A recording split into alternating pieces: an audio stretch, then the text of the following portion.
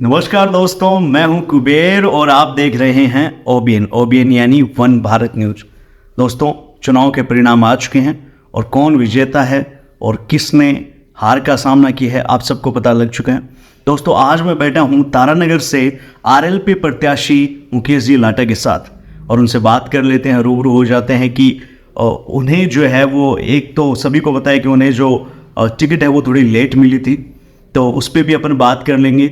और इसमें जो अभी उनको हार हुई है उसको वो हार मानते हैं या सीख मानते हैं, उस पर भी बात कर लेंगे।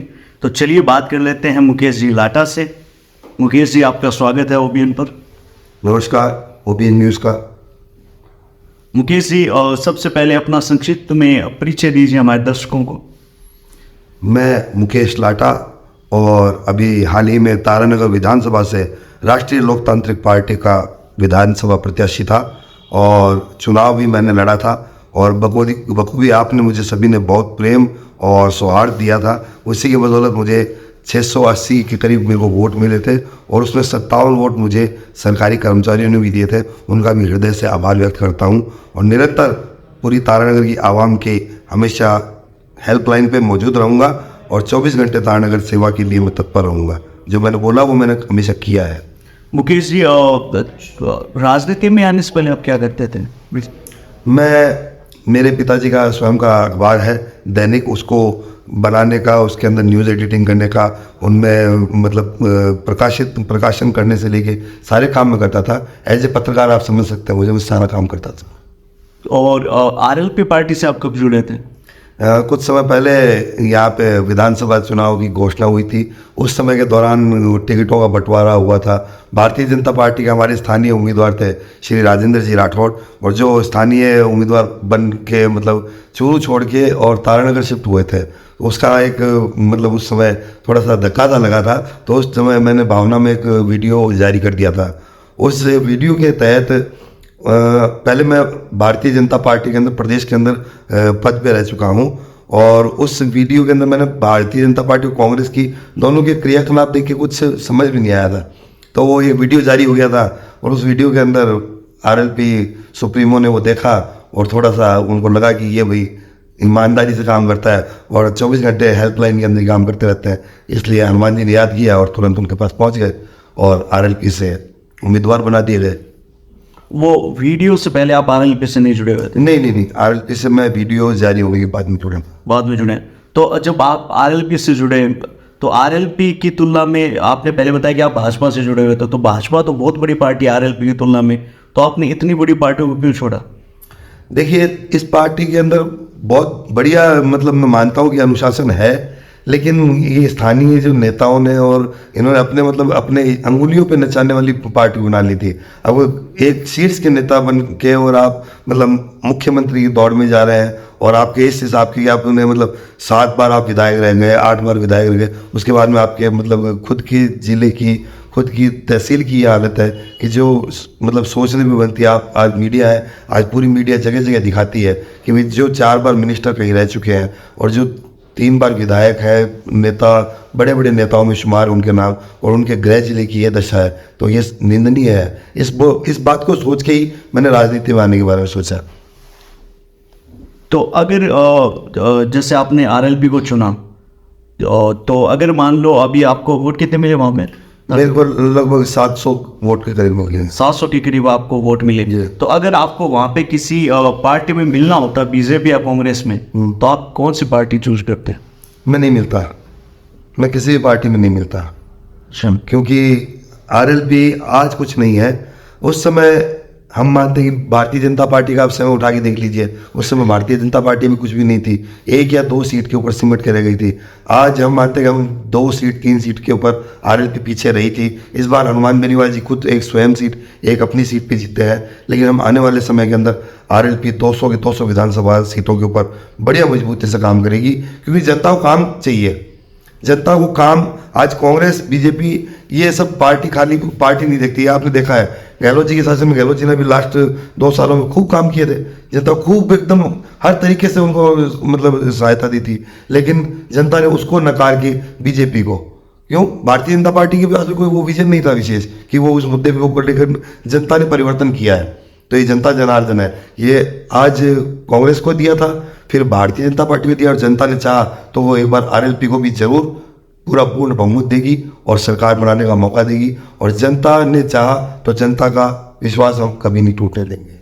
आरएलपी ने आज़ाद समाज पार्टी के साथ में गठबंधन किया था, तो गठबंधन की क्या जरूरत पड़ गई? देखिए, जरूरत वैसे हम इस मैटर के अंदर नहीं बोल पाएंगे, क्योंकि जरूरत के अंदर में ये है कि आला कमान है, हनुमान बेनीवाला सुप्रीमो, उनके पास जो भी जाता है वो देखिए खाली हाथ कभी नहीं आता है। तो हनुमान जी ने, जैसे चंद्रशेखर जी ने हाथ बढ़ाया, हनुमान जी ने भी कुछ नहीं, चलो 200 विधानसभा में उतारना, उन्होंने बोला 50 सीट पे हम उतारेंगे, 150 सीट पे आप उतार लीजिए, मिल के चुनाव लड़ा जाए। आज 36 कौम की पार्टी अगर माना जाता है तो आरएलपी है। आप देखिएगा, हमने 150 विधानसभा पे आरएलपी ने उम्मीदवार उतारे हैं और 50 विधानसभा सीटों पे भाई चंद्रशेखर रावण जी ने उम्मीदवार उतारे हैं। और उनका समीकरण उठा के देख लीजिए, सभी जातियों को, सभी वर्गों को मिलाकर उन्होंने सीटों को भी बंटवारा दिया, हर जगह से उम्मीदवार उतारे। आज वो किसी न किसी कारण से नहीं जीत पाए, मतलब बहुत अधिकांश रहा, लेकिन आने वाले समय के अंदर में यह साबित होकर रहेगा कि 36 कौम की पार्टी को साथ लेकर चलने वाला कोई अगर नेता है तो राजस्थान का नेता हनुमान बेनीवाल है। तो तारनगर में इतने कम वोट मिलने का कारण क्या है आपको? अभी हनुमान भाई साहब ने पहले दौरान ही 150 सीटों पे उम्मीदवार उतारे थे, और उससे पहले कोई विधानसभा कोई वो नहीं था, क्योंकि कांग्रेस पार्टी बड़ी पार्टी है, भारतीय जनता पार्टी राष्ट्रीय स्तर पर बड़ी पार्टी है, हम क्षेत्रीय स्तर पर अभी पहली बार हमने चुनाव और नामांकन दाखिल किए थे। किस प्रारूप के अंदर नामांकन है, किस हिसाब से चुनाव आयोग से डील करना है, किस हिसाब से चुनाव लड़ा जाता है, ये सभी चीज़ें गौण थी। तो अभी बहुत सारी चीज़ें क्लियर हुई है। नेक्स्ट विजन यही है कि आगामी हम किस प्रकार से उभरना है, क्योंकि देखिए आज हर तरीके से देखा जाए तो बड़ी पार्टियों को खूब सपोर्ट मिला था।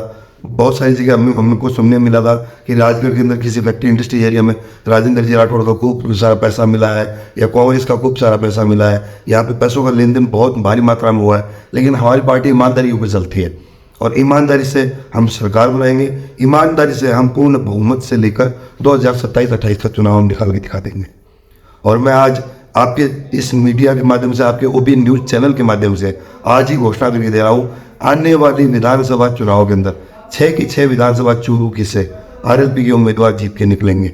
आज आप देख लीजिएगा, आज से ही हम हमारे ज़मीनी स्तर पर कार्यक्रमों को शुरुआत देंगे। ज़मीनी स्तर पर जो भी बाधाएं आ रही है, जो भी आम जन के जीवन के अंदर जो समस्या आ रही है, उन समस्याओं को निराकरण करवाने के लिए हम कर्तव्यनिष्ठ रहेंगे, कर्तव्यबद्ध रहेंगे। आज जनता ने 700 वोट दिए, और यही जनता 1,70,000 बनकर अगली बार आरएलपी उम्मीदवार को जिताएगी। आरएलपी ने 150 विधानसभा क्षेत्रों में अपने उम्मीदवार उतारे क्या? जी, पूरे 150। हाँ, तो 150 में सिर्फ एक ही सीट निकाल पाई। इस इतनी बड़ी जो हार है उसका सबसे बड़ा कारण क्या मानते हैं आप? देखिए, हार नहीं मानूंगा मैं इसको ये मानूंगा कि आज तक क्षेत्रीय पार्टी कितनी बनी थी राजस्थान में। आप पूर्व से उठा के देख लीजिए, किसी भी पार्टी ने जो भी किया वो अपना मतलब चुनाव से पहले ही अपना बोरिया बिस्तर बांध लिया।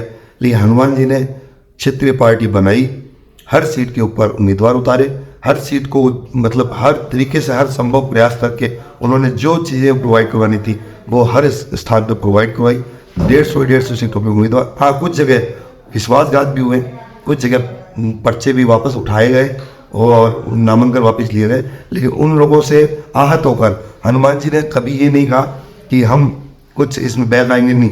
हम इस बार शुरुआत की है और अगली बार दुगने हौसले और दुगने साहस के साथ हम विधानसभा चुनाव में अपने तीसरे मोर्चे को खुला करेंगे। और हनुमान बेनीवाल का जो सपना है राजस्थान और सबका राजस्थान, वो हम साकार करके दिखा देंगे। तो कई लोगों ने जैसे पर्चा वापस उठा लिया था, तो क्या जो पार्टी है वो उन लोगों को फिर से टिकट देगी? कभी नहीं, कभी नहीं। हनुमान जी की लिस्ट में सीधा नाम है, जो ईमानदार आदमी है उसके लिए जगह है, जो काम करेगा, जो जमीनी स्तर का कार्य करता है उसको भी तवज्जो उतनी है, और कोई जो बड़ी बड़ी गाड़ियां घूमते हैं उसको भी तवज्जो इतनी है। आपको भी बता दूं, हमारे नज़दीक के ही चूरू विधानसभा से अभी प्रत्याशी थे आरएलपी से, वो केवल दूध निकालने का काम करते हैं। उनको पता है, उनको टिकट दिए तो जमीनी स्तर से जुड़ाव रखते हैं। हनुमान बेनीवाल जी किसी को भी टिकट दे सकते हैं, लेकिन जो विश्वासघात करेगा उसको कभी भी पार्टी के अंदर दोबारा मौका नहीं दिया जाए। तो जो आपको 700 के लमसम वोट मिले हैं तारानगर विधानसभा क्षेत्र से, उन लोगों को आप क्या संदेश देना चाहिए जिन्होंने आपके लिए वोट किया है? देखिए, मैं बहुत ही गौरवान्वित महसूस करता हूँ और ये मेरे लिए 700 वोट नहीं है, ये मेरे लिए वो लोग हैं जिन्होंने आरएलपी को, मुकेश लाटा को वोट दिए हैं। उन सब का मैं कभी मान, कभी सम्मान गिनने नहीं दूंगा। मैंने मेरे नंबर सभी को सार्वजनिक कर रखे थे और कभी भी किसी भी काम के लायक तारानगर की जनता मुझे कभी भी याद कर सकती है। जिला अस्पताल, जयपुर अस्पताल या किसी भी काम के लिए आप कोई भी चीज़ में तकलीफ में हो तो मेरे को ज़रूर एक बार याद कीजिएगा, मैं बिल्कुल काम करूँगा। और बाकायदा आपसे मैं तारानगर की धरती के ऊपर और तारानगर की जनता के लिए 24 घंटे 7 दिन उपलब्ध रहूँगा। इतना मैं वचन देता हूँ मेरी जनता को। एक तो इस बार ये भी हुआ था कि आपको लेट टिकट मिली थी, और एक ये भी हार का कारण आपका ये भी रह सकता है कि आप जो है उस क्षेत्र में एक्टिव नहीं थे। तो क्या आप इन 5 सालों में एक्टिव रहने का प्रयास करेंगे? जी, मैं बिल्कुल मानता हूँ। कभी मैंने चुनाव लड़ने के बारे में सोचा भी नहीं था, कभी चुनाव लड़ूंगा ऐसी बात भी नहीं थी। लेकिन अचानक से चुनाव लड़ना और चुनाव के अंदर मैदान में आना और फिर किस हिसाब से चुनाव को मैनेज करना, सारा चीज़ देखने के बाद में, लेकिन अगली बार मतलब पूरे हौसले के साथ में और मेरी पूरी तारानगर की 260 बूथों को अटैच करूँगा, कवर में रहूँगा और सभी लोगों से खुद व्यक्तिगत आके मिलूँगा। जी, तो अभी 5 सालों को लेकर के जो पार्टी का प्लान है वो क्या रहेगा? सबसे मुख्य प्लान है जो पीने का पानी है। तारानगर के अंदर में सबसे बड़ी समस्या है पीने के पानी की। उसको मैं प्रमुखता से अभी भारतीय जनता पार्टी के सीएम साहब श्री बाबा भजनलाल शर्मा पदभार ग्रहण कर चुके हैं और जल्दी ही उनका मंत्रिमंडल गठन हो जाएगा। जो जैसे ही जो जल शक्ति मंत्री, जल संसाधन मंत्री बनेंगे, उनसे बिल्कुल बाकायदा पर्सनली मिलके और इस मुख्य समस्या से निदान करवा के निकालूंगा। इस बार जो चुनाव थे उनमें बुढ़ानिया जी का जो प्लस पॉइंट निकल के आया था वो ये था कि जिस भी गांव में हमारे रिपोर्टर गए थे वहाँ पे लोगों ने ये बोला कि हमें नहर मिली है। तो क्या आपको भी लगता है कि यह उतना विकास हुआ है जितना लोग बोल रहे हैं? देखिए, कांग्रेस के कार्यकाल में नहर मिली है, ये बात तो खाली झूठी अफवाह फैलाई गई है कि नहर कहीं पे भी नहीं मिली है। लेकिन हाँ, जुड़वाया गया जरूर है, जो नाले जरूर डलवाए गए हैं, लेकिन उसमें अभी तक पानी नहीं आया। आप देख लीजिएगा जाके भी, ठीक है ना। लेकिन मैं इतना वचन देता हूँ, तारानगर की जनता को वचन देता हूँ, आने वाले 6 महीने के अंदर अंदर जहाँ तक जो पास हो चुका है रकबा, उस सभी रकबे के अंदर में नहर का पानी आकर रहेगा। और आने वाले कुछ ही समय में यहाँ भालेरी तक, और भालेरी से हो सकता है मैं चूरू का रकबा भी साथ में जोड़कर इस कुंभ कैनाल नहर को लंबी दूरी तक तैनात करवा के छोड़ूंगा। और 12 महीने के अंदर अंदर पूरी तारानगर की जनता भी बोलेगी कि नहर भी आई है और पानी भी आया है। तो ये सब खाली आपकी मजबूती और आपके विश्वास के ऊपर कायम होने जा रहा है, ना कि कोई राजनीति है। लेकिन कोई भी, अभी जो बुढ़ानिया जी ने कहा कि मैं नहर लेके आया हूँ, नहर ऐसी स्थिति में नहीं आई थी। आप जाके पड़ताल कर लीजिए। नहर के नाले जरूर खोद दिए हैं, ब्लॉकेट डाल दिए हैं, उनमें आपने चैम्बर लगा दिए हैं, लेकिन पानी नहीं आया है। पानी जल्दी आ जाएगा और 6 महीने के अंतराल के अंदर अंदर ये नहर का इधर का रकबा जुड़ जाएगा। प्लस बाकी भालेरी तक का जो रकबा बचा हुआ था वो सारा भी 6 महीने के अंदर अंदर कवर करवा लिया जाएगा। जी, धन्यवाद। तो दोस्तों, ये थे हमारे साथ में आरएलपी प्रत्याशी मुकेश जी लाटा। मिलते हैं अगले एपिसोड में नए कलाकार, नई हस्ती के साथ। तब तक देखते रहें ओबीएन।